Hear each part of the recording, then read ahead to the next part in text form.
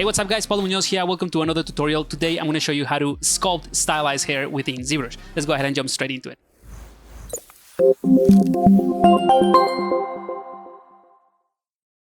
Alright, so this is what we're going to be aiming for.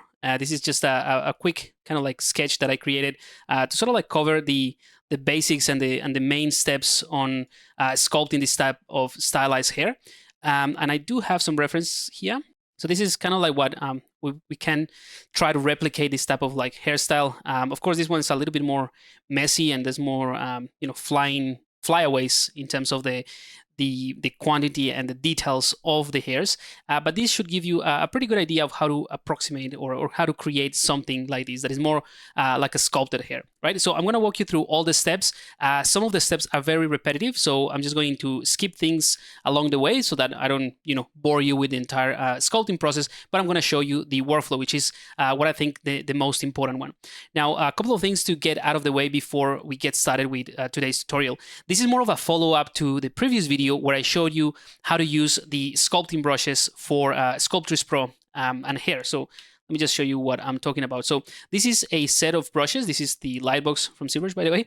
So this is a set of 15 brushes that I shared in the last video, and these are available from the ZBrush guides. They're absolutely free. You can just go ahead and download the entire pack so that you can just play around with them. And make sure to watch the previous video in case you haven't. And this is where I explain how to use these brushes and what they're for. Okay, so the idea with this video is that we're going to use the main three kind of like blockout brushes, these three right here.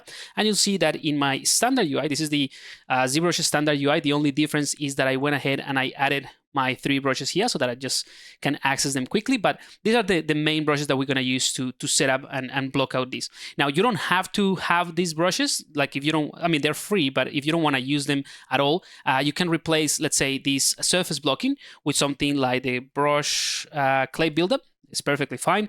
If you want to replace the standard brush, you can just use, obviously, the standard brush and maybe just add a little bit of increasing the intensity.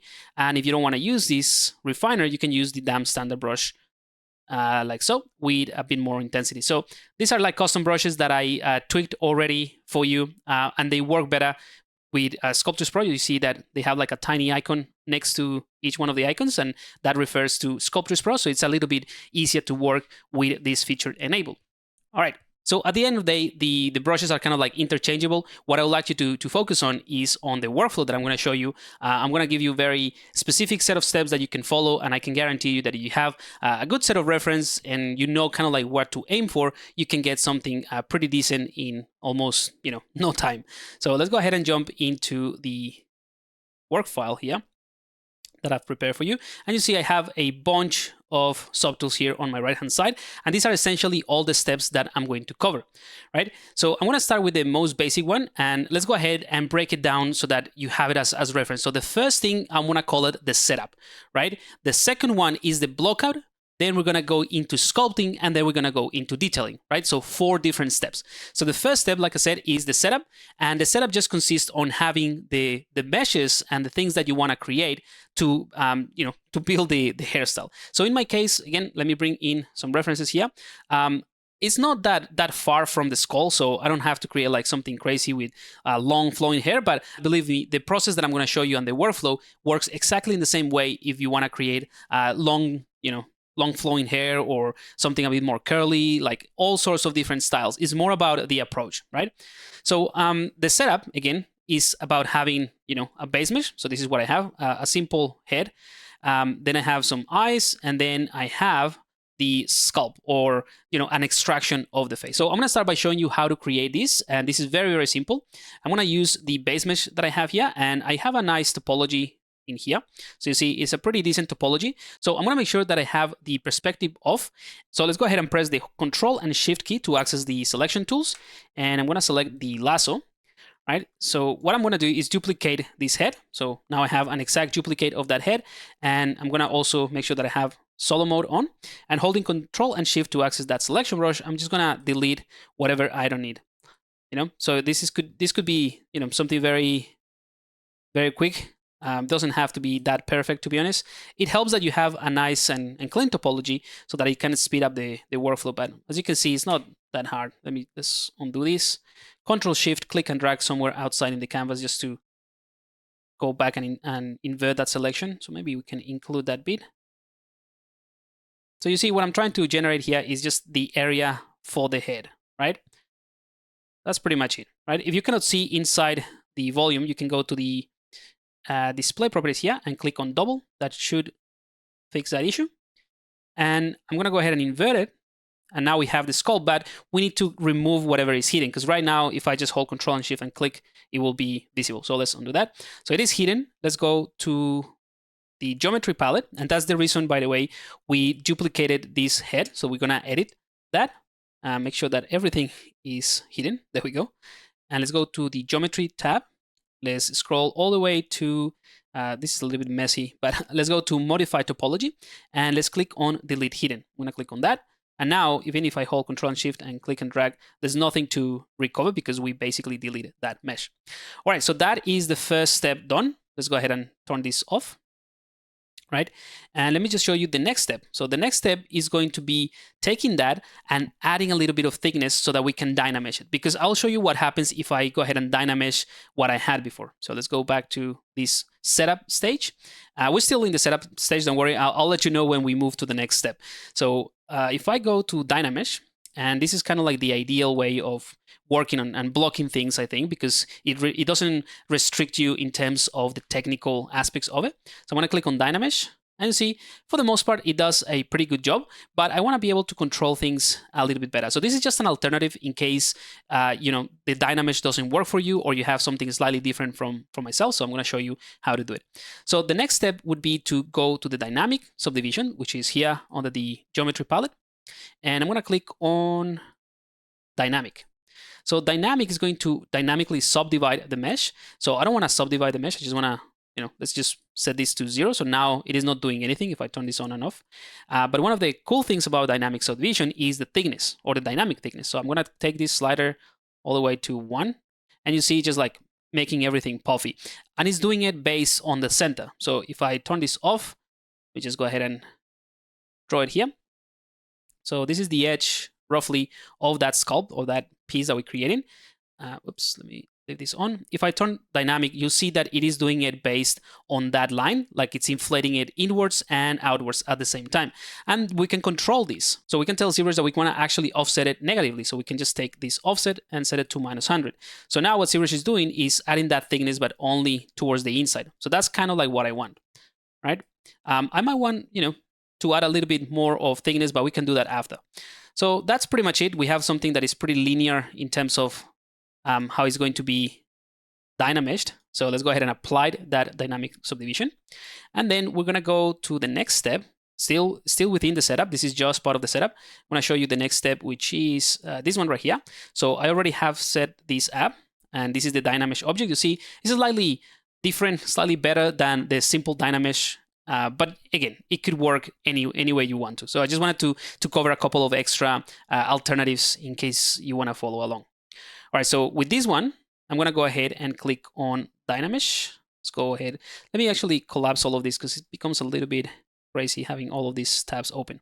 All right, so from the geometry palette, let's open up the Dynamesh. Click on Dynamesh, and 128 should be okay to start with. And you see we have a pretty decent mesh. Let's go ahead and hold Control and W just to assign a single polygroup. And to clean things up, we can actually inflate this area just to make sure that there's no weird artifacts in here. So let's go B to bring in the palette or the brush palette, then I to inflate, and then N to select the inflate. So I'm just gonna scale this up. I also have symmetry enabled, by the way. So let's go ahead and from here, just inflate that bit until it sort of closes that gap. And let's go ahead and redynamesh, Control, click, and drag. And there we go. So this is pretty much all I need. We can, you know, smooth things out if we wanted to, but that is it. All right. So if I get out of solo mode, let's go ahead and turn off this sculpt for a second. You see, it is sitting right there, you know, almost in the exactly what you want it to, right? So one more thing that I want to do for the setup before we start with the volumes or the blocking is to inflate this a tiny bit. So let's go to the deformation palette. And from here, we can go to the inflate tab, and I'm just going to type 1. And I think maybe 1 or 2. Let's do it one more time. One more time. Actually, we can just undo that and do it 3 times in a row. So let's type 3. There we go. So now it is kind of like sticking out. Perfect. One more thing before we move into the blockout is to define that that sort of edge a little bit better. So if we have some of the reference here, we actually want to leave it in the screen for a bit. And these are just some images that I got from Pinterest, nothing too crazy. Let's select the brush, the move brush, right? So this is the normal move brush. I have the AccuCurve enabled. You see why this is very pointy. And for you, that would be under the brush palette, curve, AccuCurve. So if you turn this off, you won't have that sort of like pointy effect.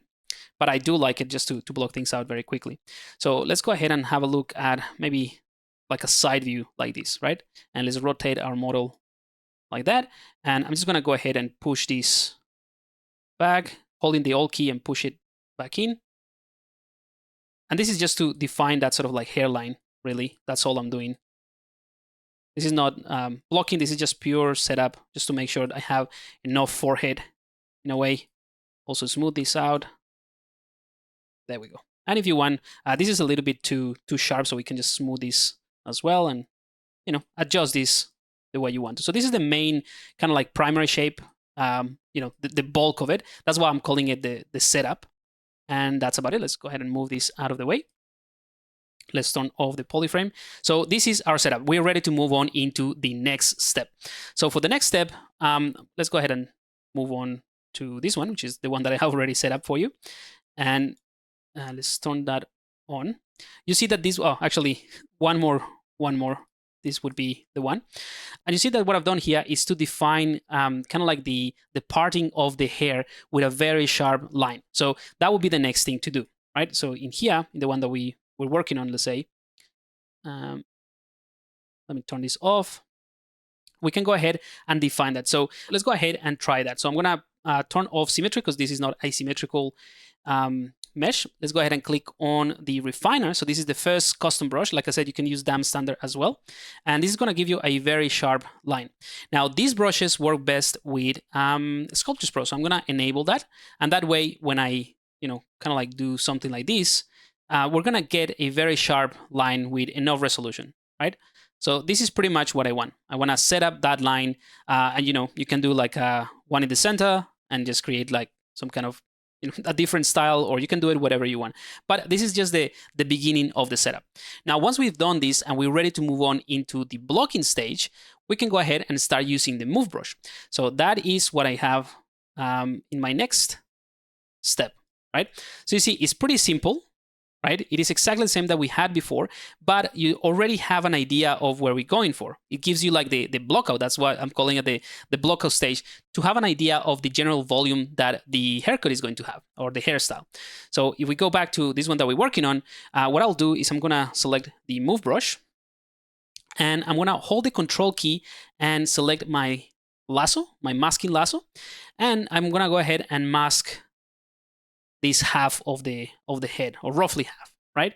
So that means that I can just go ahead and push, let's say, this one up and start giving it some volume without distorting or affecting too much the other half. So this is basically the second step, which is the blockout. So we're blocking out the main volumes without sculpting anything, just making sure we have enough volumes to work with. All right, so that's pretty simple. Let's go ahead and invert the mask, and let's do the same thing here for the other side. Like I said, I'm not gonna spend too much time actually sculpting, because this part is very repetitive. It's more about like doing little tweaks, as you can see, checking the model from every angle, masking bits and pieces.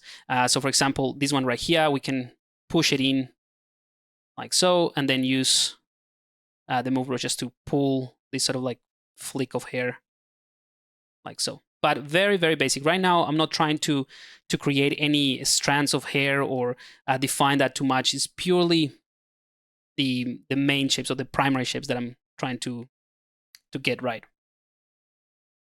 All right, so at this point, I think it also helps to have the perspective enabled, so you have a better idea or representation of what the model will look like. All right, so something like that.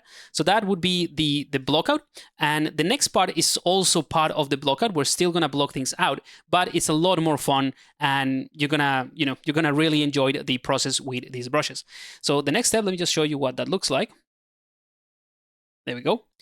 So this one has a quick poly paint, and what I've done is I use the same brush that I showed you before, so this standard refiner, to basically cut through the model and define the bigger chunks of hair. So you could treat it as blocking or defining the secondary shapes for the hairstyle. So in other words, if I bring here my references, let's have a look at this one, right? And as you can see, what I've done here is I've like marked this with green, like this chunk of hair. The red one is this one right here. The blue one is this sort of portion here at the back. Then we have the purple and the pink areas here at the back. So I just try to like cut it into pieces that make it a lot easier to refine later on. But this is one of the most important parts, that you can look at your references and recognize what are the chunks of hair, right? What are the areas that you can actually isolate a little bit and say, okay, this whole piece here could actually be a big chunk of hair, or like a secondary shape, without worrying too much about like the details and the strands of hair, right? And one very simple, very silly trick that I can give you is that you can squint your eyes, and that would actually help you to identify the big chunks and the highlights and the contrast in the hair, and that actually helps you define these crevices. So let's go ahead and do that. I'm gonna go back to the one that we're working on, and I'm gonna use the same brush that I used before, right? And let's say I wanna start here, and I'm gonna do something like this. Just cut it. Maybe this one this way, right? Perhaps I wanna cut this through here as well, just so that I have a reference. Again, these are just markings. We're not sculpting. Just make sure that you kind of like try to stay true to the references that you collected, so that it makes it easier later on when we are refining this. So something like this. The same thing with this side. There's a bit of a shorter hair, something like that. But you can see that with this brush, and again, it doesn't have to be this brush. It might as well be the damp standard brush, and you can also turn on Sculptris Pro. But this one already has the tweaked settings for you. All right. And just obviously make sure that because it is a 3D model, you work on all the areas, or you just spend some time here at the back as well on thinking of how these lines meet here at the back. All right. So pretty simple stuff. It's just about marking. But you see we have like pretty big chunks of hair that helps us identify where the main areas are going to be. Now, the next step within this sort of blocking stage is optional, the next sort of technique. But if you haven't done this much, or if you are kind of like starting with sculpting and you want to get this sort of stylized hair done, I would strongly recommend that you go ahead and do it. And that is to paint the areas that you consider to be the main chunks of hair. So you can either go with the markings that you just did, or you can just click on the brush. We can go with this paint brush, and let's turn off Sculptris Pro. Let's leave RGB on. And now, just to mark some of the main areas, I'm going to use a red color to paint this area. It doesn't have to be precise. It just needs to be, enough contrast so that you kind of like know where you're going when you start blocking things out a little bit better, or like refining the block out, I should say. All right, so that's another one. Let's do a green one. And let's do a blue one. Again, I'm not going to do the entire thing because, as you can see, it's more of the same. It's a very repetitive action. And we can do the same thing in here in terms of like the different chunks of hair. All right. So something like this. It's not perfect, but this is enough for you to have a reference to say, okay, the red one of this chunk of hair is going to be pretty high up compared to the yellow, and then the blue one as well is kind of like, where the hair sort of like lifts up a little bit at the back. So that will give you a good understanding of what to do. Alrighty, so let's go back to white color. So we have this base block out, but now we are ready to start playing a little bit more with the brushes and literally sculpting that block out just to refine it a bit more. And that's what is really, really fun with these brushes. So let's go ahead and turn this off, and I'm going to show you the next step, which is this one right here. So you see, this is the proper block out, right? So at this point, we already have the secondary shapes, and everything for the most part it's there. So you can understand that this is the hairstyle, and it has the flow, and the main chunks have been defined as well. So this is really important. And if you get this block out of these secondary shapes done correctly, then the next step is going to be so much easier. Okay, so I'm gonna go ahead and to do this, I'm gonna jump back into this testing one that we're doing. I'm gonna actually go to Dynamesh and I'm gonna increase the resolution just a tiny bit, and I'm gonna redynamesh everything just because I have some stretching polygons. In fact, let me just show you what I mean. Because we use the move brush and we start pulling things about. So we just need a little bit more resolution, not too much because we're gonna end up using Sculptris Pro anyway. So just redynamesh that, maybe with a bit more resolution. There we go. All right, so now we're gonna take the surface blocking, right? Again, if you don't wanna use this brush, you can also use something like the clay builder brush or the clay tubes. It's just that this brush already has the settings ready for you. I'm gonna make sure that I have Sculptris Pro enabled and with a slightly smaller brush size. I don't wanna go too small. I wanna make sure I have the main blockouts, like I said, of the main pieces ready, and then I'm gonna move on. So I'm gonna click and drag, and you see this brush creates this nice sort of like brush strokes to block out the shapes, right? And another thing is that it's not adding too much resolution. So that is, this is pretty good. So all I'm doing is try to fill in the areas that I blocked out. So those colors and the markings with this brush. And I'm gonna make sure that I try to maintain sort of like a flow for the hair. So this part is, again, more of the same, very repetitive, but it's a really good idea to keep an eye on your references to see how the main volumes actually behave. Now, the cool thing about this brush is not only that it allows you to create this sort of blockout really quickly, but it also allows you to create volume really, really fast. And because it is using the Sculptris Pro, you don't have to constantly redynameshing. So I'm just going to go ahead and press a little bit harder here just to add, and with a smaller brush size, just to add more volume here. And oops, rotate around. And just to add more volume, all you have to do is just go over the same area over and over, and that just creates the extra volume. So that is pretty cool. All right, so I'm gonna do the same thing here at the back. And by the way, if something, like, depending on your computer really, but if the whole process start to get a little bit laggy just because you have the Sculptris Pro, just make sure, sorry, it just keeps like rotating around. Just make sure that you have enough resolution, or when I say enough resolution, that the settings for your Sculptris Pro have enough resolution to handle the amount of polygons. Because if you look at the active points here, so I have 278,000. As soon as I add a new strand of hair, it just goes to almost 10,000. Yeah, so every time that I do a stroke like this, it adds a bunch of polygons, right? So what I mean by that is that if you at some point see that this is getting a little bit crazy in terms of the amount of points, and it makes the whole process very, very sluggish, what you can do is just hold Control, click, and drag to redynamesh. You see it goes back to a more decent number, and then you can just go back and continue the refinement process. But I haven't found like a massive issue. Just wanted to let you know, depending on your computer specs.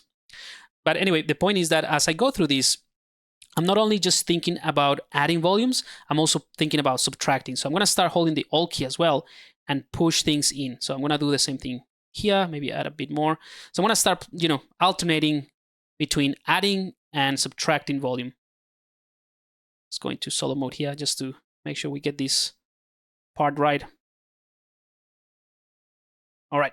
So now that you sort of like get the idea, let me just leave this one as it is and continue from here onwards with the one that I have already prepared. And you see, it's pretty much the same thing. I just spent a bit more time setting this up. And if I go into the polyframe, it is pretty dense, right? So right now I have 790,000 for this. But you can see that the flow of the hair is pretty much there. All right, so that's it. Once you get to this point and you have like a good understanding of how the strands of hair go, like the length of different pieces, you can move on to the next stage. Now, the next stage is not necessarily detailing. I wouldn't say that, this is the detailing stage, but it is kind of like detailing the blockout. So in other words, it's refining the blockout. If you take a screenshot here, or if you do a render at this current stage, I would say this is a nice blockout of a hairstyle, but it's not necessarily the polished version. So in order to polish it, we first need to refine this blockout, and then we can start detailing. So this is the next stage, to refine this process. So we're gonna go ahead and select the standard blockout, and this is a pretty cool brush. Let me just show you what it does here. Again, using Sculptris Pro, if I just press like so, it's just going to add kind of like the same effect of the standard brush, but it has a very sharp line here in the middle. And the same thing if I use the alt brush, it's just gonna push in like so. So I'm gonna use this softly, again, depending on how hard I press. You see, this is very much a control way of adding, very little volume, very narrow stroke, all the way to this sort of like bulging, bulky stroke. So I'm going to use this brush. Again, it's all part of that pack of brushes. And I'm going to start adding some refinement. So I'm going to go over the main chunks. So this one right here, and then just, maybe that's a little bit too much. And add a little bit of that. There we go. And wherever there is like a crevice, I'm going to push in with the Alt. Just, again, pressing softly. Depending on how much I press, the volume will be more or less. So let's go ahead and do it here. It will be a little bit more obvious. There we go. So I'm going to go ahead and go through the entire model. Oh, like this is what I would do. Again, I'm not going to subject you to watch me do this entire thing, but this is pretty much the same process. It's just more of the same, just repeating the same action over and over, but make sure that you have control over your strokes. So what I mean by that is, let's position the camera around here or around here, and I want to do a long stroke in here. So if I start doing this like so, then rotating the camera like so, and then like that, you end up with this thing that doesn't really look very nice. So my suggestion is just to find a nice angle and do a single motion like so. That gives you that sort of like flow as well. And don't worry too much about maintaining the crevices. That's something that we're gonna do in the next, or the last step, really, or one of the last steps. For now, just make sure that you add the volume that you need to. So maybe here we need to press a little bit harder to get more of a, chunkier clump of hair. And this is also an optional thing. Like if you want to go for a much more stylized version, what you can do is refine or do the same thing that I'm doing here, just kind of like going over the same blocks and the same strokes over again, but with the previous brush that we use. So you're gonna get a flatter sort of like squarish stylization of the hair. But I think this one and the kind of like steps that I'm giving you will work really nice for to get the result that I show you at the beginning of the video. All right, so as you can see, it's more of the same. I'm doing it a little bit too fast, but this is the idea, that you can just go from that blocking into something that has a bit more depth and that has more, in a way, more detail, even though we're not detailing things just yet. But once you're ready, once you have this ready, let me just show you the resulting bit. This is how it looks like. So you can see it is more of the same. As you can see, it's just adding bits and pieces. So if I go from the previous one, this is the one that I was doing manually showing you, and this is what I end up with in the next step. So now that you have this, we can go back to the standard refiner. And again, this is kind of like the equivalent to the damp standard brush. And we can use these crevices, maybe with a smaller brush size, and just refine that like so. Maybe that's a little bit too small, right? So all I'm going to do is go through all of these sort of like pieces all around and make sure that I define them a little bit better, right? So even from the place or the root of the strands of hair on how they connect to the scalp of the head, that sort of thing, right? So that's one step or one part of the process, just like cutting back to the model, and essentially what you're doing is readjusting or remarking those those pieces here.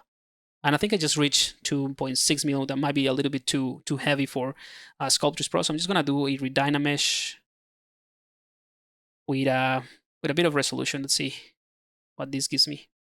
Yeah, something a bit better. All right, so I can control the lines a little bit better. So as I was saying, the whole point here is just to go and redefine those markings that we did before, or not even the markings, just like the difference between the chunky pieces of hair that you created with the surface blocking brush, right? And as you go through this one, what you can also do is hold the Alt key and use the same brush to just add some highlights. So this is what I would say.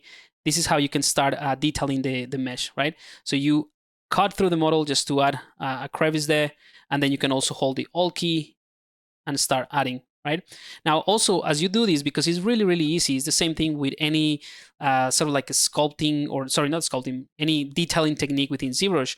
ZBrush and custom brushes and things like that makes the detailing process so easy that you can sort of like get lost in adding details and lose a little bit of the big picture. So make sure that you step back, analyze everything from the distance, and see, you know what, maybe there's a little bit too many lines in here, so you need to flatten this a bit more, or you want to keep this relatively flat and maybe just add a single strand of hair in there, but try to maintain a nice balance between the strands of hair, or what you are kind of like or carving in, or creating in terms of these sort of raised points. And yeah, that is a really good balance between the areas of rest and the areas of detail. It works in the same way if you're doing pores all over the a face or a skin, or sculpting the skin of a character. It works in the same way. All right, so after you spend some time doing this, let me just show you the result of that. So let me just scroll down a bit. There we go. So before, after, before, after. So again, the process is the same, the technique and the workflow is exactly the same. I obviously spend a bit more time refining the crevices and making sure that things like this have enough depth, so that you can recognize them as strands of hair, and you can spend a lot of time making sure that all of this is working. But I went through the entire model, maybe not so much here at the back, but just created this stylization and this detailing of the mesh just by doing those, just going the Alt key to raise or to create a detail, and just the normal effect of this standard refiner to sort of like cut through the model and create these details. Now, the final stage is this one, which all I did for this specific model was to increase the Dynamesh resolution, and I added some polypaint, but I'm going to turn it off so that it doesn't distract you from the difference between this and this. So I also use the move brush just to adjust slightly the hairstyle. So you see before, after. So this one is a little bit more, kind of like a standard generic hairstyle. This one has a little bit more of a bit more character, I think. So I'm just going to show you the two things that I would do with this before I move into the absolute final step of the process. So to get to the next stage, what I do, I'm going to go ahead and select the move brush with very large brushes, and I'm just going to adjust this. So I'm just going to push in, maybe pull this out a bit. Again, little notches here and there just to refine the placement of the hair, and you might need to come back and adjust kind of like how they join the head basically, or attach to the head. But always make sure that you maintain that that nice flow that you established. So we're not changing the blockout of the original, or like we're not changing the original blockout. That's what I mean. So make sure that you keep an eye on that as well. And these are like just literally tiny notches to make sure that the entire set of hair strands that you're blocking out fall into place properly. Just adding a bit more volume here. All right, so pretty easy, pretty simple stuff, just using the move brush. This has to be a little bit more rounded. Perfect. So like I said, very simple process. Just spend the time, make sure that it looks all right from every angle. And the next step will be to Dynamesh at a higher resolution. So let's go ahead and do that. We right now have 2.4 million polygons. So in the Dynamesh resolution, I'm just going to go ahead and push it to something like, in fact, you can click the Dynamesh resolution slider and drag it to the hair, and you see how the number changes. So I'm going to pick something that has a lot of detail, like this area right here. Kind of. So you see, ZBrush kind of like tells me that I need around this much resolution in order to describe this amount of detail, but maybe a little bit more than that. I'm going to go for this and click on Dynamesh. And there we go. Now this is it. That's the kind of like the end of the sculpting process. A couple of things that I would suggest that you can do as well. If you have something that looks very bumpy and you want to refine it, you can go to the deformation palette, and in the polish slider here, you can just press and drag it. But I'm just going to type number 2. And that should polish things a little bit. And the other thing is really cool about this stylization is using the clay polish. So I'm going to open this one up and click on clay polish. And you see, it just cleans everything nicely and sort of like creates this very, very sharp, stepped kind of like effect. The only thing to keep in mind with the clay polish is that every time that you use this, ZBrush automatically masks some areas. So make sure that after you click on clay polish, you hold Control, click, and drag to remove that mask. You see, it just changed the color slightly. So those two things, just increasing dynamic resolution, doing a little bit of polish of the surface, and then clay polishing will give you, will get you, I would say 80% there, and then you can just refine this a little bit further. You can use any of the brushes or sculpting brushes in ZBrush to add a little bit more detail. Now, one extra tip that I can give you just to wrap up this tutorial is to use the insert brushes or curve brushes. So this is what I've done in the next step. So this is the one that I end up with, and I went ahead and added these strands of hair. So this is, turn this on. So these are the ones that I'm talking about. Let me just turn off poly paint as well. So these are the ones that I'm talking about. So, it is still a sculpted hair and the stylization is there, but this gives you another level in terms of the depth and the detailing of this hairstyle. So this is pretty simple thing to do, and I'm just going to show you the workflow really. I'm not going to spend too much time on that because it's pretty simple. Again, a more repetitive action. So I want to click on append, and I'm going to select anything. It doesn't matter what it is. I'm going to click on Gear 3D. Like I said, it doesn't matter. Select that Gear 3D, and I'm going to go into solo mode, and let's scroll all the way to the bottom. And in the initialize tab, I'm going to click on Q cube. That's going to make a tiny cube that it is sitting right there. I'm going to bring in the gizmo, and I'm going to turn on transparency, and I'm just going to scale this down until it is sitting nicely within the volume so that you don't see it. So this is an important step because that way you will be able to add all the strands of hair and the curves without affecting any of your previous models or any of your previous meshes in this case. So now we're gonna go ahead and click on the brush palette, and we can use any of these, curve alpha, so you can use curve tubes, any curve that you want. So the one I would recommend is this curve alpha, or any of these. The difference is that with this one you add multiple ones, with this one you can add one at a time, so up to you. I'm gonna click on this curve alpha, and it comes with this star. So I'm gonna click and drag to do this, and you see it sort of like pushes this this star shape away from the hair, and you can control the size by just reducing the brush literally and clicking again on the brush. So you can add these really interesting pieces of hair, and of course this is just a curve brush, so you can just manipulate that and move it around. So this one is really handy. I prefer to work in a slightly different way, so I'm gonna go ahead and edit it. So the first thing is, by the way, you can change these and create your own alphas as well. So in fact, I'm gonna show you how to do that because it's really simple. I'm gonna switch quickly to, let's select a cylinder, and let's go ahead and make sure, click on Polymesh 3D, and let's turn off perspective. So I have a cylinder that I'm looking at from the top, and I'm gonna bring in the gizmo, hold Control, click and drag, Control, click and drag, Control, click and drag. Right? So I have four pieces in here. In fact, we can actually scale this one down a bit just to variate it. This one as well. Let's go ahead and invert that and scale that as well. And maybe this one, we're going to make it slightly bigger. All right. So looking at this from the side, you see nothing too crazy. I want to hold Control and Shift to select the knife curve. This one right here.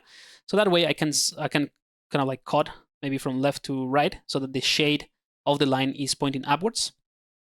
And it cuts this, and we have like the same level for all of them. And now from the top, I'm just gonna go ahead and click on the alpha and click on from mesh. So this is going to create an alpha, or allow me to create an alpha from the mesh. So from these, cylinders. And I'm gonna click on OK. So now we have this alpha, and if we go back to what we're working on, all I did was create a different alpha. You can do this in Photoshop, by the way. I'm going to click and drag. And now what ZBrush is doing is going to use that alpha to extract 4 different strands of hair. So that is pretty cool. Now, the other thing that I want to do is to go to the stroke palette, and I'm going to click on bend end and lock end. So these 4 things I'm going to keep enabled. I'm going to remove the repel strength. So that way ZBrush doesn't repel or pushes the curve away from the geometry. And from the picker, I'm going to switch from closest Z to constant Z, or continuous Z. So this continuous Z is going to continuously evaluate the surface, so we will be able to draw this along the curves a lot easier. So I'm just going to give you an example by clicking and dragging like so. And you see it is following that curvature. You see it's not perfect, or at least it's not like as smooth as I wanted to. So what I can do is click on the curve.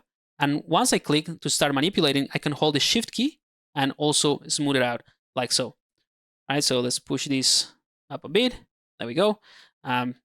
Click somewhere else to finish that. And I'm gonna do one more just to give you the full workflow. But this is another very repetitive process that needs patience and tweaking.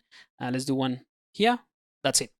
Now I'm gonna go into solo mode. You'll see I have these sets of strands. I'm gonna remove the mask, and I'm gonna also turn on polyframe and turn off the line so you can see the colors.